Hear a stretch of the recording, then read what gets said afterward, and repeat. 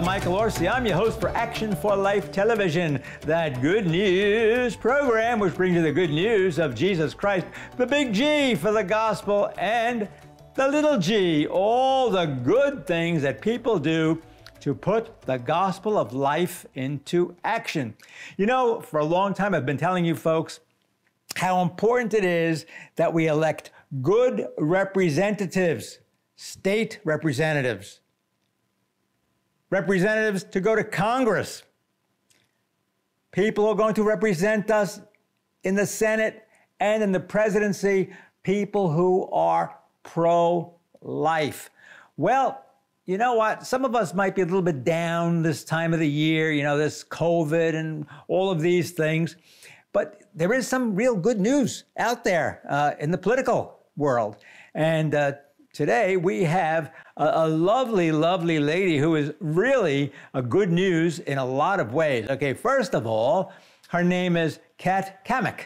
And Kat is the newly elected representative to D.C. Congress, 3rd District in Florida. And also, she is pro-life.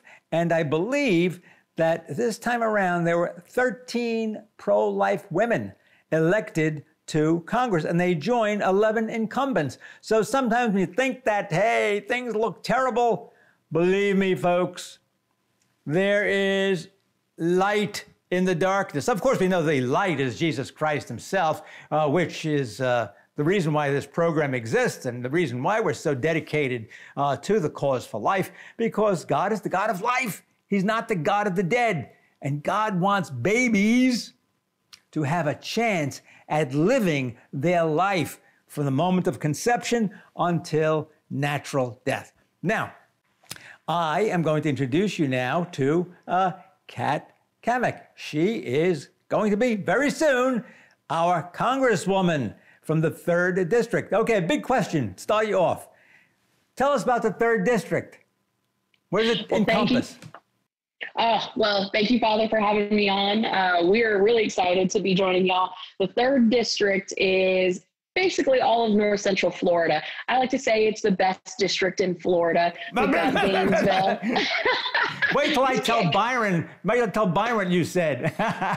You know, I call Byron my little brother, and he calls me his big sister. So we are already quite the tight-knit family in the Florida delegation. So you definitely need to tell him that I told you that the 3rd District is the best district in Florida. We're the fighting third. He'll get a kick out of that. But we are a rural district, but also we have some unique pockets to our district. We have the University of Florida, so go Gators. We have Ocala, which is the horse capital of the world, beautiful horse country. And we have the suburbs of Jacksonville, so you know, Orange Park, Fleming Island, and incredible small towns that give us a real down-home, Main Street type culture that we just love. So I'm super proud to represent the 3rd District, and we're excited. We actually just got back from D.C., and we've been in freshman orientation. It's kind of like college in that way. And we're excited to get to work come January. That must have been very exciting going to orientation, huh? Did you have to get masked? It was. Did you have to get masked up? Of course. You know, they always want a mask. But, you know, Byron and I and others, you know, we were a little bit of the rebellious kind. And we have a mantra that we both share, which is faith over fear. So we were breaking the rules. Breaking the rules, never the law. I love that. You know, not too many years ago, my niece was pregnant, and they wanted to give her one of these amniocentesis tests, and she refused. And the doctor said, why?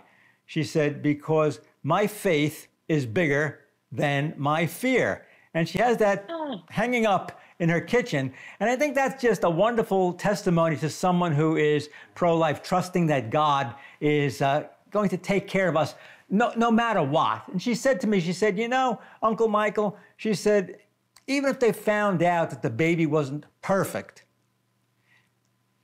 I was keeping the baby anyway. So she said, what do I need the test for? Exactly. Yeah. Exactly. Anyway, and the baby would be perfect in God's eyes. That's right. You know, I was reading your story. I mean, you're 32 years old. Mm-hmm. You're the youngest woman elected this year to Congress. On the Republican side.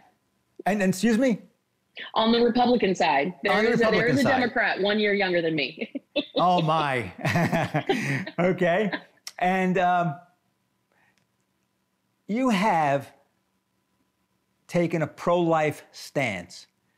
And I was so interested in what made you so pro-life. So maybe you could tell us the story, okay? Because I think the folks should hear this story. There's nothing like real life, folks, and this is real life. Please. Well, you know, I'm originally from Colorado, daughter of a single mother. And, you know, my mom, when she was 27 years old, she was about to go into labor with my sister. And she had a pretty terrible massacre, about a year to learn how to walk again and speak and so regain. So your mother at 27 years old had a stroke? Yes. Wow. Yes. Yeah, but it's so unusual for someone so young to have a stroke. Yes, it was her, between the high blood pressure, it was just a very, very unusual thing. There was not a history of stroke in our family. Mm-hmm. And it was actually pretty terrifying, obviously, you know, for someone that young, someone who was just getting ready to, you know, go into labor. It was a pretty traumatic experience, but she was able to deliver my sister safely. Even though she was still dealing with all of the cognitive and physical debilitations of a stroke. So the doctors suggested that she abort? No. I mean, at that point, she was that close. I mean, days away from giving birth to my sister. So there was no stroke, question of abortion. She gave birth. Yes. That's your sister. Mm-hmm. Okay. That's my older sister. Okay. Yeah. So then fast forward several years, and the doctors told her, listen, you're never going to have children again. It's too high risk. Since you have suffered this stroke, you will not survive another pregnancy. Your child would never survive this. It would be a terrible idea. Well, years later, she gets pregnant with me. The doctors immediately advise her, you need to abort this child. My grandparents even said, listen, we love you, but you need to abort this child. And so she had the pressure from the doctors. She had pressure from her own family. And despite all of that was happening in that moment, she still, knowing full well that the risks were incredibly high, she opted to keep me. And she chose life. Thank God. How God works in such magnificent ways. She opted to keep you, and then you become the representative of the 3rd District in Florida. Yes. You see, folks, how God works. Now, Kat could have been aborted. Even, you know, she had, her mother, you know, had a history of a stroke. The doctors wanted to abort. Even Kat's grandparents were saying, you know, you better get an abortion because you're not going to make it. And her mother, I mean, really pro-life, said no. And look what God gave us. I mean, really, this is a miracle. Like you're a miracle. And God's using you in such a special, special way. Okay, now, you then are born. And a perfectly normal pregnancy. And what happened with the high blood pressure? It went away? No, you know, it's incredible. She delivered, she carried me to full term. We were out of the hospital in 18 hours. My mom went back to work. She was a small business owner in a construction industry. She was back to work within a couple of days. I mean, it was incredible. Very healthy pregnancy. I was born very healthy, no issues. I actually was born with teeth and hair, if you can imagine that.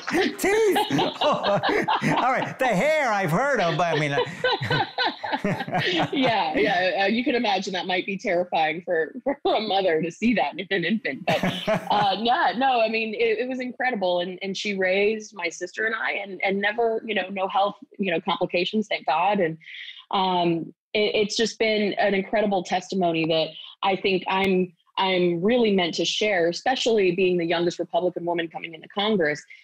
It is really my generation that is most impacted by this issue, and being able to share my personal testimony of my mom really feeling pressure from her doctors and science and, her family as well. So there was definitely a logical and an emotional side to her in keeping me and her story and her experience. And I hope that when I share my story with young women, they see that there is an option beyond abortion. And I hope that they do in very difficult situations, whether it be a medical decision or any other situation that they might find themselves in. Well, you are a pro-life poster child. You really are. Now, I want to ask you, obviously, to be in politics and then finally you get elected to Congress, you have been out on the campaign trail. I'm sure you visited a lot of schools, talked to kids. Do you tell them your story? I do. And what's funny is, I think of the younger kids, there's something in the newer generations coming up, millennials and Gen Zs. When you talk to them, there's so much of a why component that they want to understand. And I think that has been really a challenge in how we communicate with younger kids. And for me, I obviously tell my story, but then I say things like, don't you think it's a little bit hypocritical that the government will classify bacteria on Mars as life, but they won't classify a fetus in the womb as life? And they say, you know what, you're right. That is a little bit hypocritical. And, you talk to different groups and you point out this hypocrisy and they say, I've never thought of it in that way. And so it's really reaching our message about pro-life values has really been about reaching people on a level that makes sense to them. And really when it comes to young women, I think my personal testimony has been very well received. But, for others, it's sometimes just hitting on the hypocrisy of government and the way they approach pro-life issues. And so I think my opportunity that I have now as a representative in Congress, we're going to be able to share not only my story, but then the perspective of the younger generations talking about this hypocrisy. Why is it that the Department of Justice will classify a pregnant woman who is murdered as a double homicide? But if it's abortion, it's not. It doesn't make sense. So I think when we talk about abortion and pro-life issues in this way, people start to think about it in a bit of a different way, which I'm encouraged. And you talked about it a little bit earlier. We have so many women coming in that are pro-life, and we're going to have really an army of pro-life women on the House floor fighting for the rights and the voice of the unborn. I want to ask you about that. I mean, it's very impressive that 13 were elected. 13 women, pro-life women, were elected. Is something changing in the country? I think we're catching up. I think government has always historically been behind the curve in all things. We're very reactive in the sense of whether it be anything, any topic under the sun, government is always a little bit behind the eight ball. And for the longest time, we've had a tremendous number of advocates and allies and people that have been out there really championing this issue. I think right now we're actually seeing a government and in particular conservatives that look like the rest of America. You have a tremendous amount of women who just got elected that are really sharing women's issues, American values. And I like to say women's issues are American values. They're one and the same. And I think it's been several years that we've been behind the eight ball. So I don't think anything's changing. I think government is just catching up. Does faith play a role in the decisions that your mother made and in the decision that you have made to be a pro-life politician?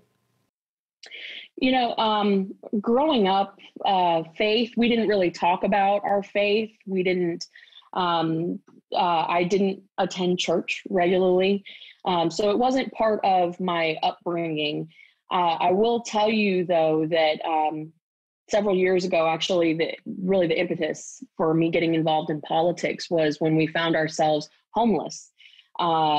We had lost our cattle ranch due to an Obama-era housing program, and we were homeless for several months. And when we lost everything, it was a pretty traumatic experience for my family. I remember talking about this feeling that I always just had of reassurance and the faith that this was not my destiny, that God had a plan for me.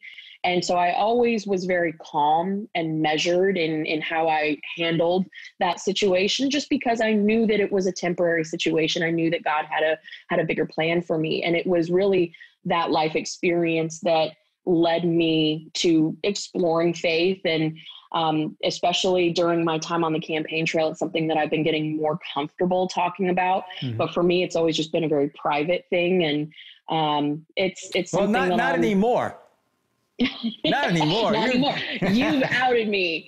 I outed you. And folks, it's a wonderful thing that Kat is talking about.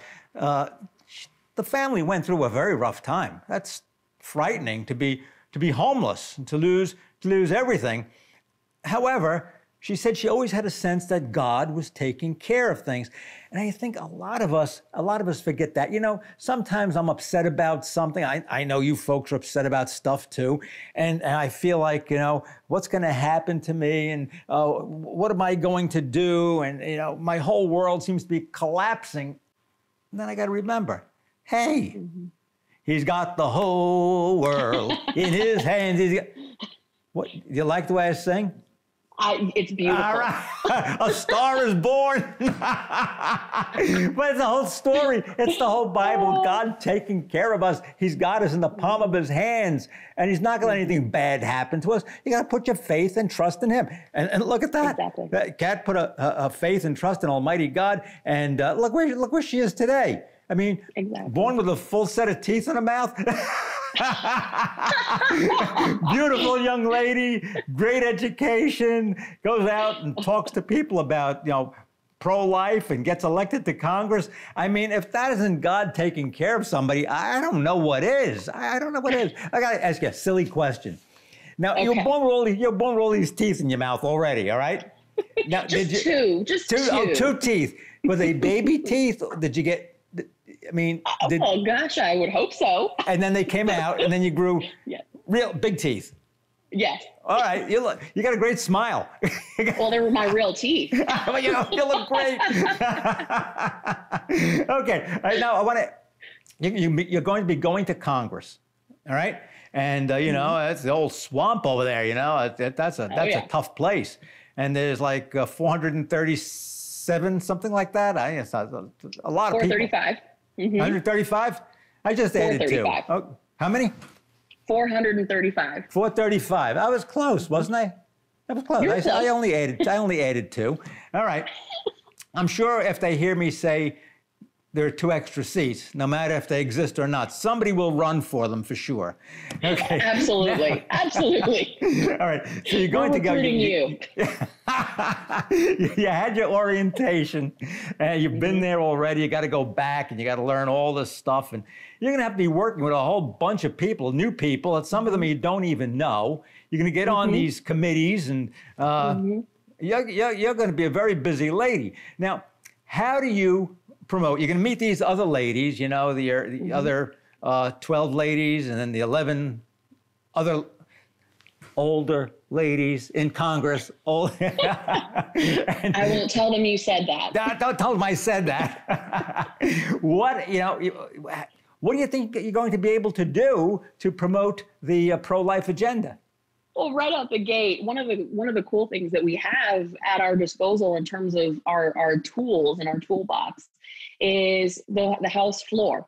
And we are going to have the opportunity in front of C-SPAN and God and everyone to get down on the House floor and give testimony, give floor speeches, really talk about our personal experiences, our why, And I think that is going to be really the first step in laying out this game plan that we have as we talk about the pro-life issues moving forward.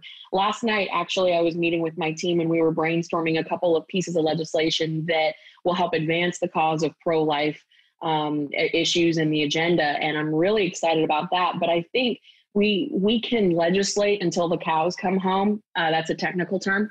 But that's from the ranch in Colorado. Exactly. We can legislate and we can really work through the process. But I think the most impact that we're going to have is the testimony that we give on the House floor that goes into the congressional record, the speeches that will be recorded and sent out all across this country, talking about this issue from a woman's perspective who has a voice and a vote in Congress. I know that through our testimony, through our ability to give our word on the House floor, we are going to reach young women all across this country. And that is going to be the most powerful thing. I think that that is someone, when we reach someone on an emotional level and we connect in that way, that is far more powerful than any bill that we'll ever be able to pass. Mm-hmm. And so I'm excited about that opportunity. We're going to not only lead on that issue, we're going to continue to build coalitions that are bipartisan. The pro-life issue is not a Republican versus Democrat issue. It's an American issue, but it's also a human issue. Right. And it's really just respect for life. And so I think that this is something that you're going to see, not just conservative women, but women from all across the Congress coming together on.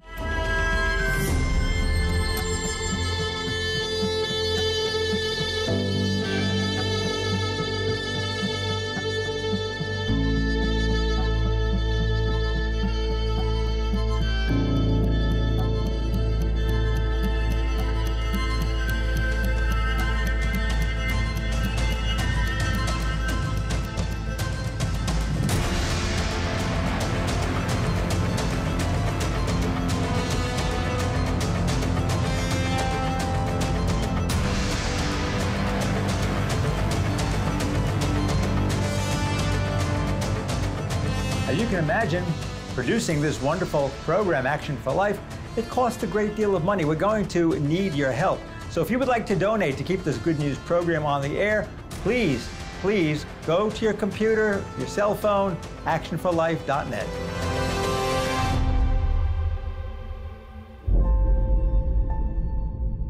Thought for the day. Our country is going through a tumultuous time. Many people are questioning the very foundations upon which this country has been built.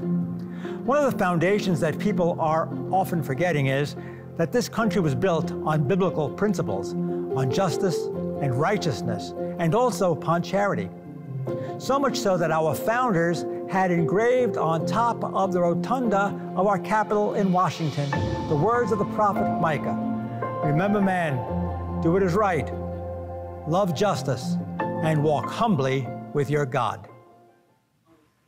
Have you thought about how would you reach out to women in the other party, perhaps to join you in some piece of legislation? So we've already started. I actually met my counterpart, Sarah Jacobs. She's the youngest Democrat woman in the 117th Congress. How old is she? She's 1 year younger. She's 31. Uh-huh. So you have the wisdom of age. You tell her I got her by so. 1 year. And it's just starting with building a relationship and understanding where that other person is coming from. I think especially in recent years, we have turned into a nation that tends to yell at each other. We're very divided as a nation, and a nation that is divided will not stand. So we have to really get to know each other as Americans, as colleagues, as friends, and understand where we're coming from. And it all starts with those relationships. I've made a commitment to meet with every single one of my colleagues, Republican and Democrat, in the House in the first year. So I am looking forward to getting to know them first and foremost, and then sharing my testimony. And I guarantee you that when people start hearing my story and others, they'll be encouraged and maybe even find some courage within to talk about an experience that they have had maybe, and how they can help advance the life of the unborn and respect for the unborn. I think that if there's anyone that can do it, I think you can do it. It's not only your story and your mother's story that's fantastic, but it's your enthusiasm, and I must say, you're a very charming lady. And I think that you will be able to get along. Oh, yeah, you are charming. You'll be able to get along with your colleagues in Congress. And getting along in life is extremely important. Better to make friends than to make enemies. So I hope Kat Cammack, our representative-elect from the 3rd District of Florida, that you will make a lot of friends and bring them over to the pro-life side, because Florida has always been a pro-life state, but America must be a pro-life country. And so you have your work cut out for you, but with your God-given gifts and talent and the faith that you have, that God has always been taking care of you and will continue to take care of you, I think that you'll make great strides in promoting life in Washington, D.C. Ladies and gentlemen, I am delighted that we were able to have this wonderful conversation with Kat Cammack. Keep her in your prayers. She's going to need prayers. It's not going to be an easy job. And, maybe someday we'll have her come to one of our events right here in Collier County and let her see how beautiful Collier County is. In the meantime, I'm for action, and I hope you are too. God bless you. We would like to thank our generous sponsors for their wonderful support.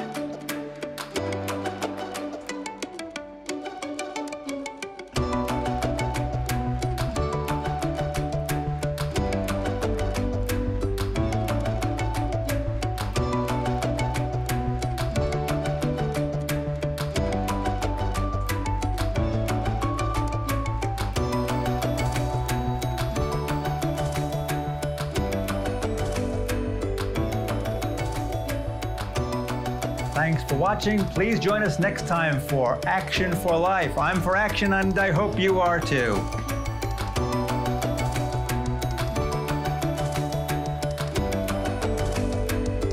I'm Father Michael Orsi. I am your host for Action for Life Television, that good news program which talks about the gospel of Jesus Christ, the big G and the little g, all the good things that people are doing to put the gospel of life into action. So please join us for the next episode of Action for Life.